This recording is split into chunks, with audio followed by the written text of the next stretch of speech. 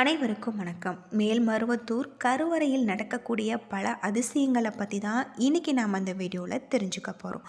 இந்த வீடியோ ரொம்பவே பயனுள்ளதாக இருக்கும். மேல்மருவத்தூர் ஆதிபராசக்தி சித்தர் பீடத்தை பற்றிய பல சிறப்பான தகவலை பற்றி தெரிஞ்சுக்கலாம். வாங்க வீடியோக்குள்ளே போகலாம். உங்களுக்கு மேல்மருவத்தில் இருக்கக்கூடிய அம்மனை பிடிக்கும் அப்படின்னா மேல்மருவத்தூர் அம்மனுக்கு போற்றி அப்படின்னு சொல்லிட்டு மறக்காமல் கமெண்ட் பண்ணுங்கள். அது மட்டும் இல்லாமல் உங்களுடைய ஆள் மனசில் ஒரு வேண்டுதலை வச்சுக்கோங்க. கட்டாயம் அந்த வேண்டுதல் இந்த அம்மன் அருளால் உங்களுக்கு நிறைவேறும் அப்படின்னு சொல்லலாம். தமிழகத்தில் நூற்றுக்கணக்கான அம்மன் கோவில்கள் இருந்தாலுமே ஆதிபராசக்தி என்றதும் அனைவரின் நினைவிற்கு வரும் இடம்தான் மேல்மருவத்தூர். அதே போல சென்னை சுற்றி முக்கிய கோவில்கள் என்றதுமே நினைவிற்கு வருவது மேல்மருவத்தூர் தான். தமிழகம் மற்றும் இன்றி உலகின் பல நாடுகளில் இருந்துமே லட்சக்கணக்கான பக்தர்கள் மேல்மருவத்தூர் ஆதிபராசக்தி சித்தர் பீடத்திற்கு வந்து வழிபட்ட வண்ணம் இருக்காங்க. தன்னை வணங்கும் பக்தர்களின் வாழ்க்கையில் ஆதிபராசக்தி பல அற்புதங்களை நிகழ்த்துவதாக சொல்லப்படுது. ஆதிபராசக்தி கோவிலில் சாமானிய மனிதர்கள் அதிக அளவில் வந்து வழிபட்டு செல்வது வழக்கம். யார் வேண்டுமானாலும் அம்மனுக்கு பூஜை அபிஷேகம் உள்ளிட்டவை செய்து வழிபடலாம் என்பதாலும் சபரிமலை போன்று இந்த கோவிலும் மாலை அணிந்து இருமுடி கட்டி வந்து வழிபடுவது மிகவும் முக்கிய வழிபாட்டு முறையாக இருக்குது அப்படின்னு சொல்லப்படுது. தமிழகத்தில் உள்ள மிகவும் புகழ்பெற்ற அம்மன் கோவில்களில் ஒன்று ஆதிபராசக்தி சித்தர் பீடம். செங்கல்பட்டு மாவட்டம் மேல்மருவத்தூரில் அமைஞ்சிருக்கு.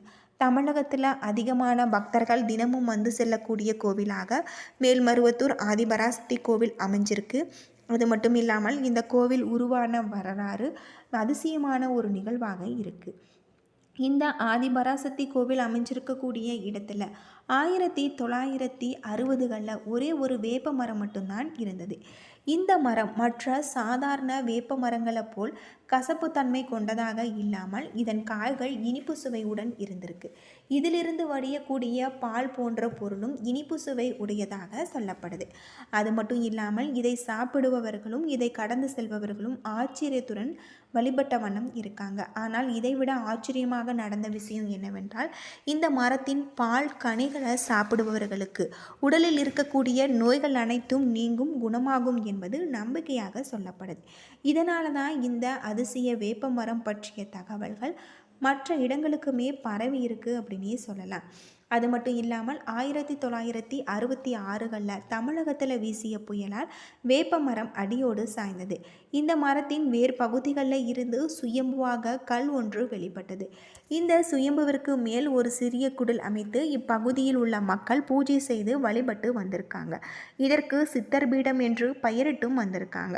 பல ஆண்டுகளாக சுயம்பு உருவம் மட்டுமே இங்கு வழிபட்டு வந்ததும் 1977ஆம் ஆண்டு நவம்பர் 25ஆம் தேதி தான் இந்த சுயம்புக்கு அருகில் 3 அடி உயர பீடத்தின் மீது அன்னை ஆதிபராசக்தியின் சிலை பிரதிஷ்டை செய்யப்பட்டது. 1000 இதழ்கள் கொண்ட தாமரை மீது கால் மடித்து இடது காலை தொங்கவிட்டு அமர்ந்த நிலையில் வலது திருக்கரத்தில் தாமரை மொட்டும் இடது திருக்கரத்தில் சின்முத்திரை காட்டியும் காட்சி தராங்க. 1000 இதழ் கொண்ட தாமரை என்பது தியானத்தை குறிப்பதாகும்.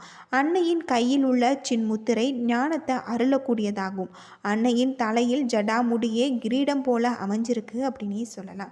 ஒரே தாய் ஒரே மனித குலம் என்பதே ஆதிபராசக்தி சித்தர் பீடத்தின் அடிப்படை கொள்கை.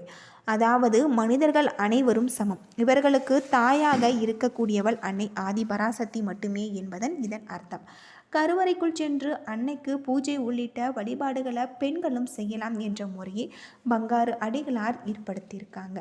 அன்னை ஆதிபராசக்தி அடிகளாரின் உருவில் பலருக்கும் அருள்வாக்கு கூறி வந்திருக்காங்க. பக்தர்கள் நேரடியாக அன்னையிடம் பேச முடியும் என்பது சித்தர் பீடத்தின் சிறப்பாக கருதப்படுது. பல அற்புதங்களும் அதிசயங்களும் இந்த ஆலயத்தில் நடந்திருக்கு. இதனால் பக்தர்கள் பங்காரு அடிகளார அம்மா என்று அழைக்க துவங்கியிருக்காங்க. ஆதிபராசக்தி சித்தர் பீடத்தின் நுழைவாயிலில் ஓம் சக்தி என்ற மந்திரமும் திரிசூலமும் அமைக்கப்பட்டு இருக்கு. இங்கு வரும் பக்தர்கள் இந்த திரிசூலத்தை 3 முறை வலம் வந்த பிறகு உள்ளே சென்று அம்மனை தரிசிப்பாங்க. மற்ற கோவில்களில் இருப்பது போல கோவில்களின் நவகிரகங்கள் கிடையாது. இங்கு அன்னை அனைத்து சக்திகளின் ஆதாரமாக விளங்குவதாலும் நவகிரகங்கள் அனைத்துமே அன்னையை சுற்றி இருப்பதாகவும் கருதப்படுவதால் நவகிரகங்களை தனியாக வணங்க வேண்டிய அவசியம் கிடையாது. அது மட்டும் இல்லாமல் இந்த கோவிலில் இருக்கக்கூடிய புற்று மண்டபம் மிகவும் சிறப்புக்குரியது. இங்குள்ள புற்றுள்ள அம்மன் பாம்பு வடிவில் வசிப்பதாக நம்பிக்கை. இந்த மண்டபத்தின் இரவு நேரத்தில் தங்குபவர்களுக்கு பாம்பின் உருவில் அன்னை ஆதிபராசக்தி காட்சி கொடுத்து வரும் அதிசயம் நிகழ்ந்திருக்கு. புற்று மண்டபத்திற்கு வலதுபுறம் சப்த கன்னியர் கோவில் இருக்கு.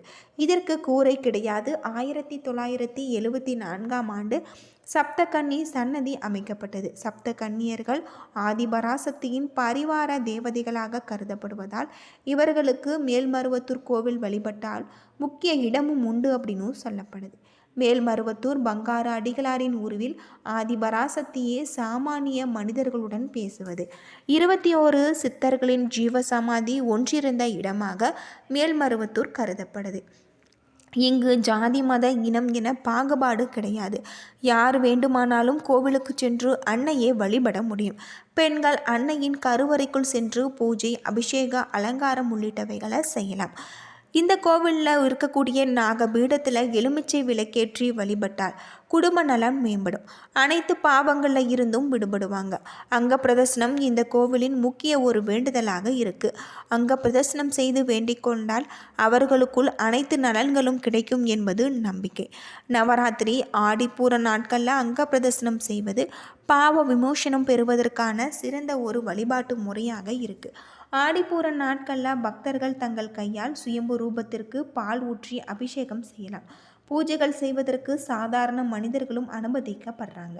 தமிழ் மன்றங்கள், வேள்விகள், கலசம் மற்றும் விளக்கு பூஜை குறிப்பிட்ட கால இடைவெளிகளில் நடத்தப்படுது. உலக நன்மைக்காக யாகங்களும் நடத்தப்படுறாங்க. அதர்வன பக்தர்களி கோவில் இங்கு தனி சிறப்புக்குரிய ஒன்று அப்படின்னே சொல்லலாம்.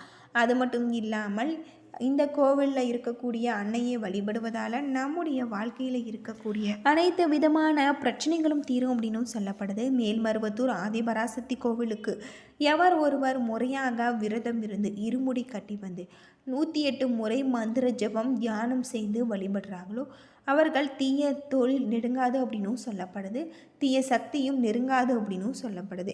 இந்த கோவில் காலை அதிகாலையில் 3 மணி முதல் பகல் 1 மணி வரையிலும், மாலை 3 மணி முதல் இரவு 8 மணி வரையிலும் கோவிலில் நடை திறந்திருக்கும். செவ்வாய், ஞாயிறு, வெள்ளி, அமாவாசை, பௌர்ணமி, சித்தர் பீட திருவிழா நாட்கள் போன்ற நாட்களில் காலை முதல் இரவு வரை கோவில் நடை அடைக்கப்படுவதில்லை அப்படின்னும் சொல்லப்படுது. தைப்பூசம், யுகாதி, தமிழ் புத்தாண்டு, சித்ரா பௌர்ணமி, ஆடிப்பூரம், நவராத்திரி பௌர்ணமி, அமாவாசை நாட்கள், அடிகளாரின் பிறந்த நாளான மார்ச் 3 ஆகிய நாட்களில் மிக சிறப்பாக கொண்டாடப்படுறதாக சொல்லப்படுது. பல்வேறு சிறப்புகளை கொண்ட ஒரு கோவிலாக தான் மேல்மருவத்தூர் ஆதிபராசக்தி அன்னை கோவில் அமைஞ்சிருக்கு அப்படின்னே சொல்லலாம். இங்கே இருக்கக்கூடிய அன்னையை வழிபட்டு வருவதால் நம்முடைய வாழ்க்கையில் இருக்கக்கூடிய அனைத்து விதமான பிரச்சனைகளும் தீரும் அப்படின்னு சொல்லப்படுது. அது மட்டும் இல்லாமல் இந்த தலத்தின் மூலவராக ஆதிபராசக்தி காட்சி தராங்க. இங்கு விற்றிருக்கக்கூடிய அம்பாளுக்கு 2 கரங்கள் தான் இருக்கும். பொதுவாக அம்மன் சிலைக்கு 4 கரங்களோ 8 கரங்களோ இருக்கும். ஆனால் எந்த இடத்துல அம்பாள் மாநில ரூபத்தில் காட்சி தராங்களோ அந்த இடத்துல அம்பாளுக்கு 2 கைகள் மட்டும் இருப்பது வழக்கம். மதுரை மீனாட்சி அம்மனுக்கு 2 கைகள் மட்டும்தான் இருக்குது என்பது குறிப்பிடத்தக்கது. இந்த மாதிரியாக கோவில்களில் அம்பாள் நேராக வந்து தரிசனம் தந்தாலும் தேவியின் சிலைக்கு 2 கரங்கள் மட்டுமே உள்ளது.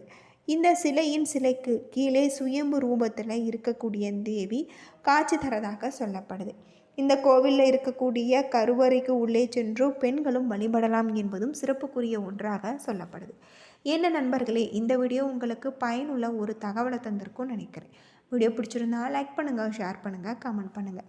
இதுபோல் தகவலை தெரிஞ்சுக்க நம்ம சேனலை மறக்காமல் சப்ஸ்கிரைப் பண்ணிவிடுங்க. நன்றி நண்பர்களே.